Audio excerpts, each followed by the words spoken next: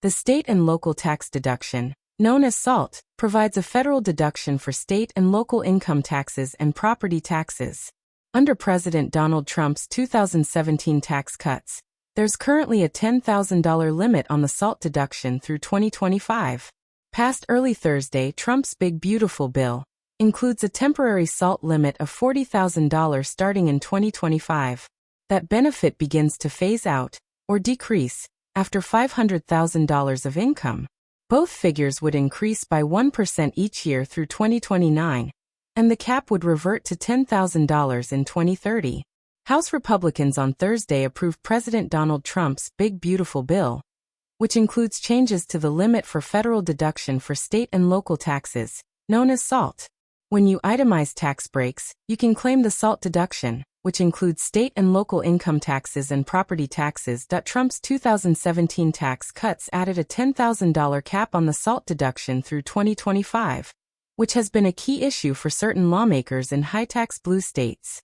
Before 2018, the SALT deduction was unlimited, but curbed by the alternative minimum tax for some wealthier households.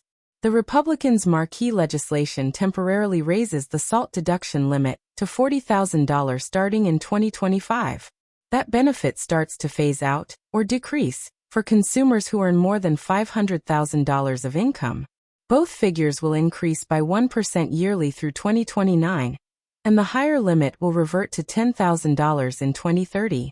Compared with an earlier approved House bill, SALT deduction relief is two-thirds larger in Trump's legislation, including alternative minimum tax changes, according to an analysis published Saturday by the Committee for a Responsible Federal Budget.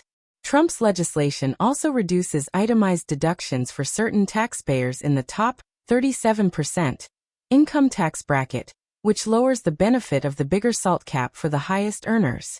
Who claims the SALT deduction?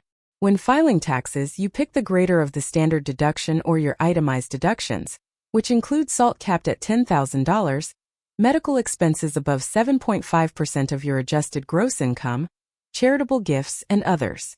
Starting in 2018, the Tax Cuts and Jobs Act doubled the standard deduction, and it adjusts for inflation yearly.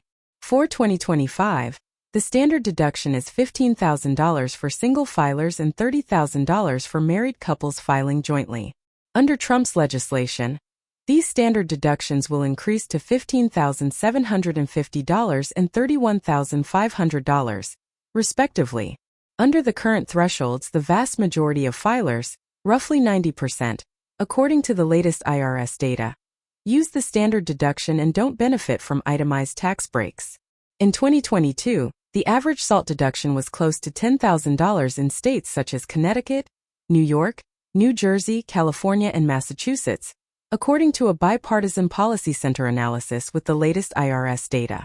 Those high averages indicate that a large portion of taxpayers claiming the deduction bumped up against the $10,000 cap, researchers wrote.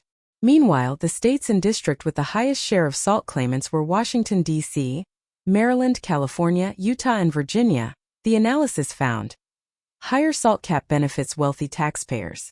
Raising the SALT deduction cap would primarily benefit higher earners, according to a May analysis from the Tax Foundation. Trump's legislation also protects a SALT cap workaround for pass-through businesses, which allows owners to sidestep the $10,000 cap. By contrast, the previous version of the House-approved bill would have ended the strategy for certain white-collar professionals.